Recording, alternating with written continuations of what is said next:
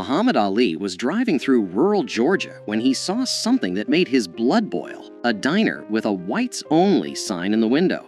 His entourage begged him not to go in, but Ali had other plans. What he said to the owner in those next 10 minutes left the entire diner in tears. It was the summer of 1974, just 3 months after Ali had shocked the world by defeating George Foreman in Kinshasa, Zaire, in the legendary Rumble in the Jungle.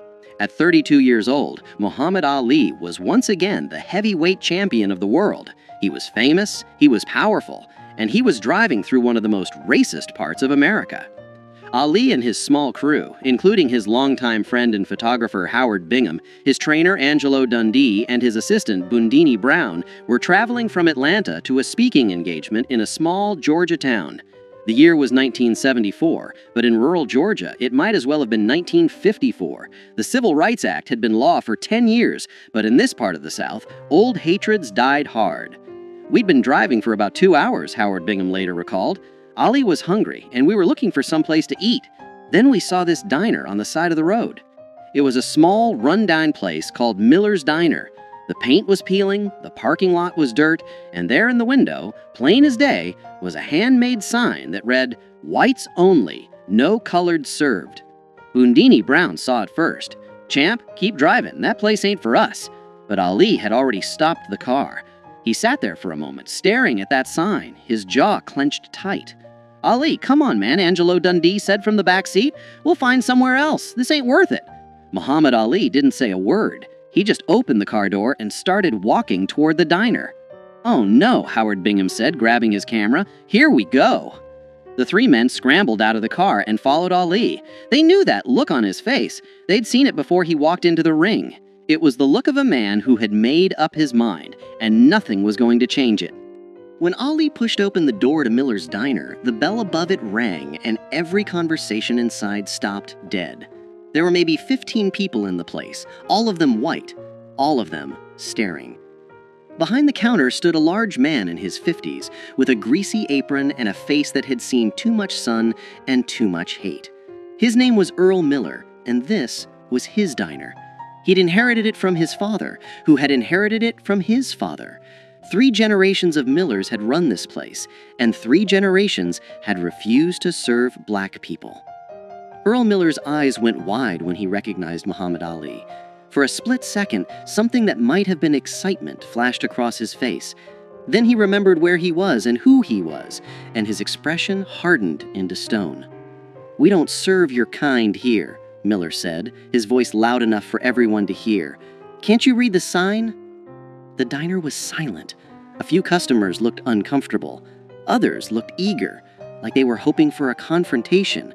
One elderly couple quietly stood up and left. Muhammad Ali walked slowly to the counter, his eyes never leaving Earl Miller's face.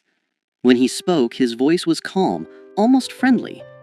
"I can read just fine," Ali said. "In fact, I've read a lot of things. I've read the Constitution of the United States. I've read the Civil Rights Act of 1964.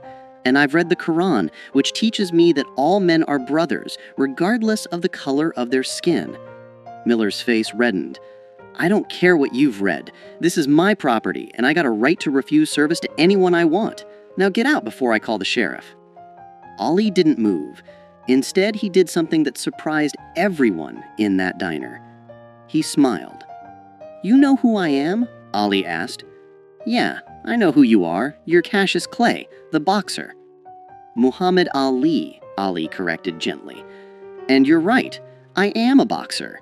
In fact, I'm the heavyweight champion of the world. 3 months ago, I beat George Foreman, a man everyone said couldn't be beaten. I've fought the toughest men in the world, and I've won most of those fights." Miller crossed his arms. "What's your point?" "My point," Ali said, still smiling, "is that I could walk behind that counter right now, and there ain't nothing you could do to stop me. I could knock you out with one punch. I could tear down that sign in your window.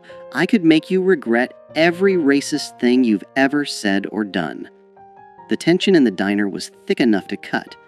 Miller's hand moved toward something under the counter, probably a baseball bat, or maybe worse. "But I'm not going to do that," Ali continued, his voice still calm. "You know why? Because I'm not here to fight you. I'm here to talk to you. I'm here to ask you a question." Miller's hand stopped moving.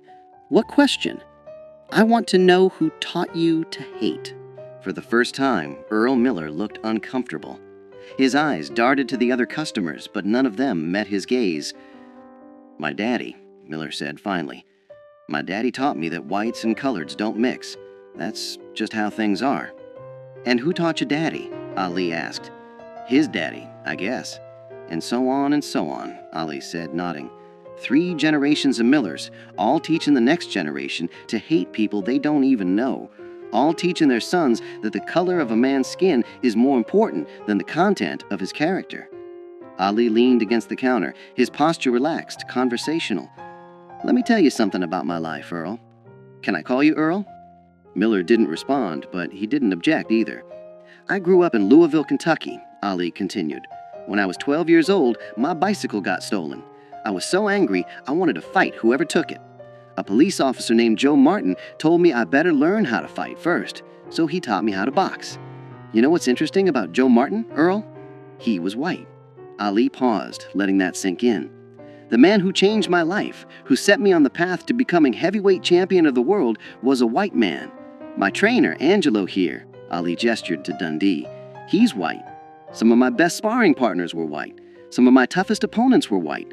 And you know what I learned? White people ain't all the same, just like black people ain't all the same. There's good ones and bad ones in every color." "That's different," Miller muttered. "Those are your people, your work people." "No," Ali said firmly, "they're just people. That's my point. When I look at you, Earl, I don't see a white man. I see a man who's scared."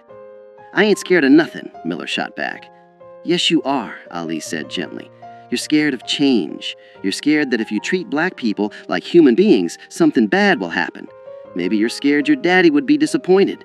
Maybe you're scared your customers will leave. Maybe you're scared that admitting you were wrong all these years means you wasted your whole life hating people for no good reason." Earl Miller's jaw worked, but no words came out. Ali turned to look at the other customers in the diner. "How many of you agree with Earl here? How many of you think that sign in the window is right?" Nobody raised their hand. A few people looked at their plates. One middle-aged woman spoke up quietly. "Earl, the law says you can't have that sign anymore." "I don't care about the law," Miller said, but his voice had lost its conviction. Ali turned back to Miller. "Let me tell you what I see when I look at that sign, Earl. I see fear pretending to be strength. I see a man hiding behind his daddy's hate because he's too scared to think for himself. I see someone who could be better but chooses not to be." "I ain't scared of nothing," Miller said. "You're right, I don't," Ali agreed, "but I'd like to. See, here's what I believe, and this comes from my faith, from Islam. I believe that Allah created all people equal. I believe that the only thing that makes one person better than another is their actions, not their skin color. And I believe that it's never too late to change." Ali reached into his pocket and pulled out a $20 bill. He placed it on the counter. "I want to buy lunch for everyone in this diner," Ali said. "Black or white, it doesn't matter. I want everyone here to eat together, as equals, as human beings." Miller stared at the $20 bill like it was a snake. "I ain't taking your money," he said. "Why not?" Ali asked. "Is it because I'm black? Because I thought money didn't have a color." A few people in the diner actually laughed at that. The tension was beginning to break. Ali leaned in closer, his voice dropping so only Miller could hear. "Earl, I'm going to tell you something, and I want you to really hear me. In 10 years, maybe 20, you're going to be an old man, and you're going to look back on your life and ask yourself what you stood for. Are you going to be proud that you kept a racist sign in your window? Are you going to tell your grandchildren that you once refused service to the heavyweight champion of the world because of the color of his skin? Or are you going to tell them about the day you changed, the day you chose to be better?" Earl Miller's hands were shaking. His eyes were red. "I don't know how," he said quietly. "How to what?" Ali asked. "I don't know how to change. This is all I've ever known." Ali smiled, and this time it was warm, genuine. "You start by taking down that sign." For a long moment, Earl Miller stood frozen. Then slowly, he walked from behind the counter. Every eye in the diner followed him as he went to the window, reached up, and tore down the whites-only sign. He crumpled it in his hands, walked to the trash can, and threw it away. When he turned back, there were tears running down his face. "I'm sorry," he said, and his voice broke. "I'm sorry for that sign. I'm sorry for turning people away. I'm sorry for being a hateful man." Muhammad Ali walked over and put his hand on Earl Miller's shoulder. "That's the bravest thing I've seen all week," Ali said, "and I just fought George Foreman." The diner erupted in applause. People were crying, laughing, shaking their heads in disbelief. Howard Bingham was snapping pictures as fast as his camera would allow. Ali looked at Miller and said, "Now how about that lunch? I'm starving." For the first time in probably 20 years, Earl Miller smiled a real smile. "Coming right up, champ." That afternoon, Muhammad Ali sat at the counter of Miller's Diner and ate a cheeseburger and fries. Customers, both black and white, came in to meet him, shake his hand, and ask for autographs. Earl Miller served them all with equal respect and courtesy, his hateful sign nowhere to be seen. Before Ali left, Miller pulled him aside. "I just want you to know, you changed my life today. I don't expect you to believe me, but I mean it. I'm going to be better.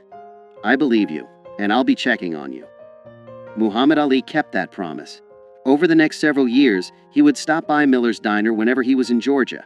Each time, he found the place more integrated, more welcoming. Earl Miller became a different man. He hired his first black employee in 1975. By 1978, half his staff was black. He became an active member of his local church's integration efforts. In 1980, Earl Miller wrote a letter to Muhammad Ali. In it, he thanked Ali for knocking some sense into me without throwing a punch. He told Ali that he'd told his children and grandchildren the story of that day dozens of times, and that it had become the most important day of his life. "You taught me that strength isn't about hate," Miller wrote. "It's about having the courage to change." When Earl Miller died in 1992, his family reached out to Muhammad Ali. They told him that Miller's final wish was for Ali to know that the cheeseburger he'd eaten that day in 1974 was still the proudest meal Miller had ever served. The story of what happened at Miller's Diner spread throughout Georgia and beyond. Other establishment owners, seeing what Miller had done, began taking down their own racist signs. Some did it quietly, ashamed. Others did it publicly, proudly. Muhammad Ali never bragged about what happened that day. When reporters asked him about it, he would simply say, "I just had a conversation with a man. He did all the hard work." But those who were there knew the truth. Muhammad Ali had walked into a place of hate, armed with nothing but his words, his dignity, and his unshakable belief in the fundamental goodness of people. He had faced down racism not with his fists, but with his humanity. And he had won the kind of victory that matters more than any championship belt. Because anyone can knock a man down with violence, but it takes a true champion to lift a man up with words. Today, the building that once housed Miller's Diner still stands in rural Georgia. It's been converted into a community center. And on the wall, there's a plaque that reads, "On this site in 1974, Muhammad Ali taught us that the most powerful weapon against hate is not a fist, but an open heart." If this story moved you, share it with someone who needs to hear it. Because the fight against hate isn't won in a single moment. It's won in 1,000 small conversations, one changed mind at a time. And sometimes, all it takes is one person brave enough to walk through that door. Muhammad Ali showed us that you don't need to throw a punch to knock out hate. Sometimes all you need is the courage to speak the truth with love.